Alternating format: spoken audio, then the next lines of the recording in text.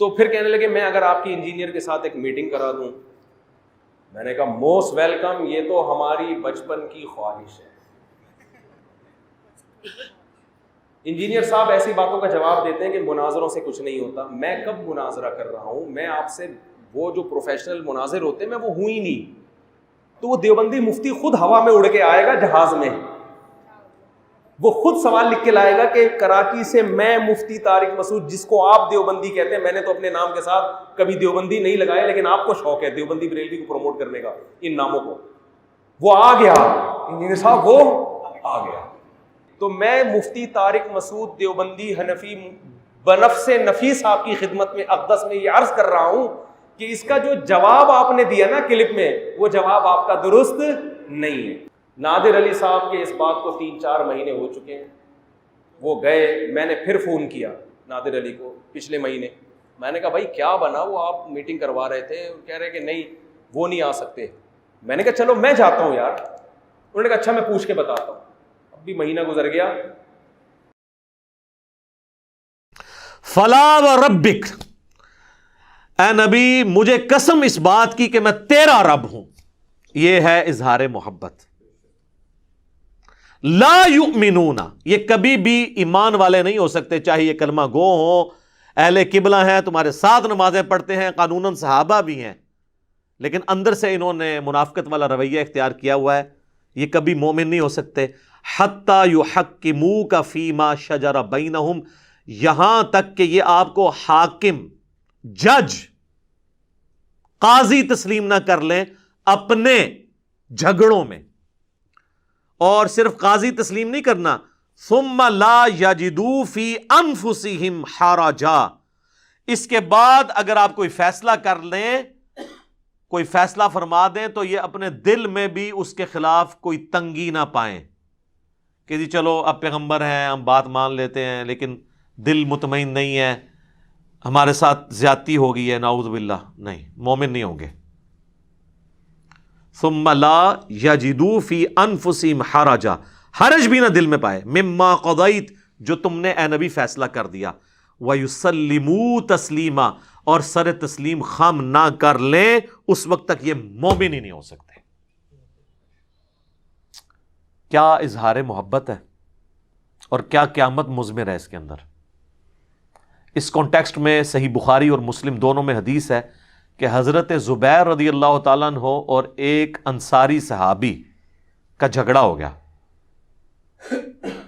پانی کھیتوں کو لگانے کے معاملے میں. نبی علیہ السلام نے وہ جھگڑا جب سنا تو حضرت زبیر کے حق میں فیصلہ کیا. اب وہ ہے صحابی تھا اور منافق بھی نہیں تھا, انصاری تھا, مومن تھا, لیکن اس کے زبان سے یہ الفاظ نکلے کہ نبی علیہ السلام نے اس لیے حضرت زبیر کے حق میں فیصلہ کیا کہ ان کے پھوپھی کا لڑکا ہے, نعوذ باللہ. اب تو یہ سیدھی سیدھی منافقانہ اپروچ تھی. اس کانٹیکسٹ میں پھر اللہ تعالیٰ نے کہا کہ اگر کسی کے دماغ میں وہ کیڑا ہے نا کہ وہ اس قسم کی حرکتیں کر کے بھی رسول اللہ کے فیصلے پر اعتراض کرنے کے باوجود مومن رہ سکتا ہے, وہ مومن کوئی نہیں ہے جب تک دل سے تسلیم کر کے سر تسلیم خم نہ کر دے. اگر دل میں بھی تنگی آئی, ایمان فارغ. اچھا, اس کانٹیکسٹ میں ایک جعلی واقعہ ہے جو تفسیر ابن کثیر سے لوگ کوٹ کرتے ہیں, لیکن حافظ ابن کثیر نے ساتھ لکھا ہوا ہے کہ جعلی ہے واقعہ, کہ جی ایک مومن تھا, اوپر سے اندر سے منافق تھا, اس نے نبی علیہ السلام سے فیصلہ کروایا تو حضور نے یہودی کے حق میں فیصلہ کر دیا اور مسلمان کے حق میں نہیں کیا. وہ حضرت ابو بکر کے پاس آیا, انہوں نے بھی کہا کہ رسول اللہ نے جب فیصلہ کیا تو میں کون ہوتا ہوں. پھر وہ حضرت عمر کے پاس گیا تو حضرت عمر نے کہا کہ اچھا تھوڑی دیر ٹھہر, اندر گئے, تلوار لے کے اس کا گردن کاٹ دی. اور اس کی بنیاد کے اوپر یہ پورا جو ملک کے اندر ہنگامہ کھڑا کرتے ہیں نا کہ آپ قانون کو خود ہاتھ میں لیں اور جس کو آپ سمجھتے ہیں نا گستاخ رسول ہے اسے کاٹ دیں, لیکن اس میں ایک شرط ہے جو اندر چھپی ہوتی ہے کہ وہ آپ کے فرقے کا نہیں ہونا چاہیے. یعنی اشرف علی تھانوی رسول اللہ کو ماننے والے کو کاٹ دینا ہے آپ نے, چشتی رسول اللہ والے کو کہنا ہے معرفت کی بات ہے, اور چشتی رسول اللہ والی جو پارٹی کے خلاف کوئی پارٹی ہے تو وہ چشتی رسول اللہ والے کو کاٹ دے اور اشرف علی رسول اللہ کہنے والے کے بارے میں صرف نظر کرے. ساری فرقہ واریت کی جنگ ہے. اور یہ دونوں آپس میں مل کے ایک دوسرے کے ساتھ کو ایگزسٹ کریں اور غلام احمد قادیانی دجال کے ماننے والوں کو کاٹنا شروع کرتے ہیں. دعوت کہیں بھی آپ کو نظر نہیں آئے گی اور نام لیتے ہیں ختم نبوت کے. یہ جتنی تحریکیں ہیں یہ ختم نبوت تحریکیں نہیں ہیں. ختم نبوت تحریک وہ ہوگی جو قادیانیوں کو بھی غلط کہے گی اور چشتی رسول اللہ اور اشرف علی رسول اللہ پڑھوانے والوں اور ان کو انڈورس کرنے والوں کو بھی کٹہرے میں لا کے کھڑا کرے گی. یہ نہیں ہے کہ وہ لوگ بزرگیاں ویل کریں اور ان کو آپ جو ہے وہ کافر کافر کہہ کے تو اس بنیاد کے اوپر چندے اکٹھے کرتے رہیں. لہٰذا میں ان تمام تحریکوں کو کہتا ہوں یہ اینٹی قادیانی تحریکیں ہیں. ختم نبوت تحریک صرف اس پلیٹ فارم سے ہے اللہ کے فضل سے کہ جس نے ختم نبوت کے اوپر ڈاکہ مارا ہے معرفت کے نام کے اوپر یا کشف و الہام کے نام کے اوپر یا عقیدہ امامت کی بگڑی ہوئی شکل مانتے ہوئے یا کسی بھی اور طریقے سے یا امتی نبی والا فراڈ کرتے ہوئے سب کے سب کو ایک لاٹھی سے ہانکا جائے گا. پھر آپ لوگوں تک دین کی بات پہنچا سکتے ہیں. ادروائز تو پھر ظاہر ہے کہ ایکسیپٹنس تو نہیں ملے گی. لوگ کہیں گے جی اپنے گھر کی صفائی کرتے نہیں ہیں دوسروں کے اوپر بات کرتے ہیں. اور یہی وہ چیز ہے جو قادیانیوں کو اسلام کی طرف نہیں آنے دیتی. وہ کہتے ہیں ان کے بابوں نے بھی کام ڈالا ہوا ہے. اور میں نے آپ کو بتایا ہے کہ قادیانی جو ہے یہ صوفیوں میں سے نکلا ہوا فرقہ ہے. اور کئی بار میں نے ایک بات بتائی ہے کہ ہمارے پاس ایک بھائی آتے تھے تو وہ بخاری اور مسلم میں جو نماز کا طریقہ لکھا ہوا ہے رکوع میں جاتے وقت اور اٹھتے وقت رفع الیدین کرنا، انہوں نے جب شروع کیا تو ان کے بڑے بھائی تبلیغی جماعت میں اٹلی کے اندر وہ امیر تھے، ان کے گھر جماعتیں رکتی تھی. وہ چھٹیوں پہ آئے تو وہ آگے آتے ہی سیدھا، ان دنوں میں اپنے گھر میں درس دیا کرتا تھا، سیدھا آ کے چڑھائی کر دی جی میرے بھائی کو آپ نے قادیانیت کی طرف لگا دیا ہے. جناب یہ ہمارا ہی حوصلہ ہے کہ ہم یہ ساری باتیں سنتے ہیں. ہم مسکراتے ہیں، ہمیں پتہ ہوتا ہے کہ اب یہ قابو میں آ گیا کیونکہ ہمارے پاس تو علم کی طاقت ہے اللہ کے فضل سے، جس کو نہ شکست ہو سکتی ہے جو نہ چوری ہو سکتی ہے.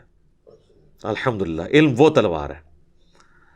تو میں تسلی سے بات سنی، میں نے کہا میرے بھائی میں آپ کے ساتھ پوری ہمدردی کرتا ہوں، ہمارے گھر کے قریب یہ قادیانیوں کی عبادت گاہ ہے تو ہم سارے اٹھ کے چلتے ہیں وہاں جا کے دیکھتے ہیں. اگر قادیانی آپ کے طریقے کے مطابق نماز پڑھ رہے ہوئے یعنی حنفی طریقے پہ بغیر رفع الیدین کے تو وہ آپ میں سے نکلا ہوا فرقہ ہے، اور اگر وہ رفع الیدین کے ساتھ پڑھ رہے ہوئے تو پھر آپ ہمارے کھاتے میں اسے ڈال دیجیے گا.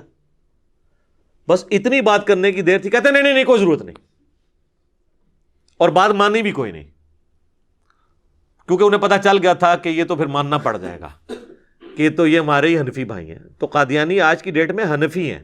یہ بعض لوگ جو ان کے چند ایک مسائل پکڑتے ہیں نا جی فاتحہ خلف الامام میں ان کا یہ عقیدہ ہے، یہ تفردات ہیں. اوورآل وہ حنفی ہیں. حنفیوں میں بھی تو کئی ایک شاخیں ہیں نا. بریلوی کہتے ہیں انگوٹھے چومنے والے کی شفاعت ہوگی، اور وہ کہتے ہیں فقہ حنفی کی بنیادی کتاب فتاوی شامی جسے رد المختار کہتے ہیں جو در مختار پہ حاشیہ ہے اس میں لکھا ہوا ہے.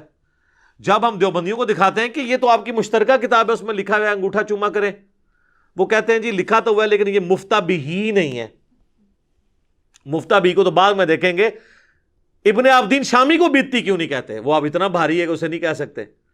تو انگوٹھے چومنے والے معاملے میں بریلوی درست ہیں ایز فار ایز فقہ حنفی از کنسرن. قرآن و سنت کے حساب سے نہ یہ درست ہے نہ وہ درست ہے، فقہ حنفی کے مطابق میں بات کر رہا ہوں.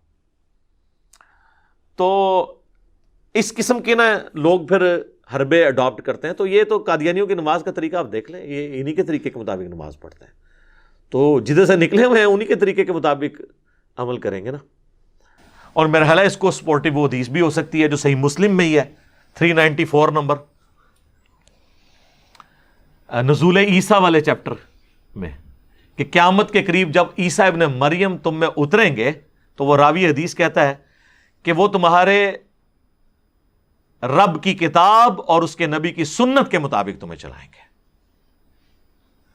کتاب اللہ اور سنت کا ذکر بھی مسلم شریف میں موجود ہے کہ قیامت تک حضرت عیسیٰ علیہ السلام بھی نبی ہونے کے باوجود نبوت اپنی جگہ رہے گی لیکن امتی کی حیثیت سے آئیں گے. فقہ حنفی کے مطابق عمل نہیں کروائیں گے. وہ شیخ احمد سرہندی دیکھیں جن کو بریلوی دیوبندی اہل حدیث تینوں بزرگ مانتے ہیں، انہوں نے اپنے مکتوبات میں لکھا ہے کہ ہمارے بزرگوں نے کشف کے ذریعے دیکھا ہے کہ عیسیٰ ابن مریم بھی جب دنیا میں اتریں گے تو فقہ حنفی کے مطابق عمل کریں گے. پھر ان کو حیا آئی کہ یہ تو میں بہت بڑا کلیم کر رہا ہوں. انہوں نے کہا نہیں، اصل میں ہوگا یہ کہ حضرت عیسیٰ اجتہاد کریں گے اور ان کا اجتہاد بھی امام حنیفہ سے مل جائے گا. بھئی وہ راوی حدیث تو کہہ رہا ہے وہ اللہ کی کتاب اور اس کے نبی کی سنت کے مطابق عمل کریں گے, یہ بندہ 1000 سال بعد آ کے ایک نویں گل پہ چھوڑ دا ہے. کیڑا اجتہاد؟ امام حنیفہ کا اجتہاد تے اج جی ویلڈ نہیں رہا. ویڈیو کیمرے کا مسئلہ, کتبین پہ نماز کا مسئلہ, ریل گاڑی میں نماز کا مسئلہ, انتقال خون کا مسئلہ, پوسٹ مارٹم کا مسئلہ, اعضاء کی پیوندکاری کا مسئلہ, آج کے تو کتنے مسئلے جو ہیں رہے عقیدے تو وہ امام حنیفہ سے تو نہیں لینے, وہ تو کتاب و سنت میں پہلے ہی موجود ہیں. یہ ویسے انہوں نے چلاکی کی ہے بچنے کے لیے, ادروائز یہ پوری ایک سمجھ لیں پوری سازش کی ہے انہوں نے, کیونکہ اس کے آگے الفاظ ہیں کیٹاگوریکلی. شیخ احمد سنندی اپنے اس مکتوب میں یہ بھی لکھتے ہیں کہ اگر اس امت میں کوئی پیغمبر آتا تو وہ فقہ حنفی کے مطابق عمل کرتا. یہ بھی لکھا ہوا ہے کیٹاگوریکلی کہ فقہ حنفی میں سے ہوتا وہ جو پیغمبر ہوتا. یعنی پوری کوشش کی تھی یہ ڈاکہ مارنے دی. ویسے اگر آیا ہے نا ایک جھوٹا, وہ ہے فقہ حنفی چوں ہی آیا ہے, غلام احمد قادیانی دجال. گل ویسے ادھی ٹھیک ہی نکلی نہ دی, وہ فقہ حنفی کے مطابق ہی عمل کرتا تھا نا, حنفی تھا. غلام احمد قادیانی حنفی تھا. ابھی بھی آپ قادیانیوں کو دیکھ لیں. ہمارے پاس ایک بھائی آئے, ان کے چھوٹے بھائی جو ہیں وہ گمراہ ہو گئے انورٹڈ کامرس میں میری ویڈیوز کی وجہ سے, تو کہتے ہیں جی آپ نے میرے بھائی کو جو ہے نا قادیانیوں کے راستے پہ چلا دیا. اب میں نے اس کو بڑے مطلب آرام سے سن لیا, وہ تبلیغی جماعت سے تھے. میں نے کہا میرے بھائی کیسے؟ کہتے ہیں جی یہ تو نماز میں رفع دین کرتا ہے, رکوع میں جاتے وقت, رکوع سے اٹھتے وقت. تو میں نے کہا پھر؟ کہتا ہے یہ تو قادیانیوں کا طریقہ ہے. میں نے کہا جی قادیانیوں کی عبادت گاہ ہمارے قریب ہی, ابھی جا کے دیکھتے ہیں کہ وہ آپ کے طریقے پہ نماز پڑھ رہے ہیں یا اس طریقے پہ. اب ہونا تو چاہیے تھا جی اٹھیں, کہہ رہے نہیں, بات مانی بھی نہیں اور پیچھے بھی ہٹ گئے. تو میرے حنفی بھائیوں, غلام احمد قادیانی دجال کے ماننے والے بالکل آپ کے طریقے پہ نماز پڑھتے ہیں, وہ اس طریقے پہ نہیں پڑھتے جو بخاری مسلم میں.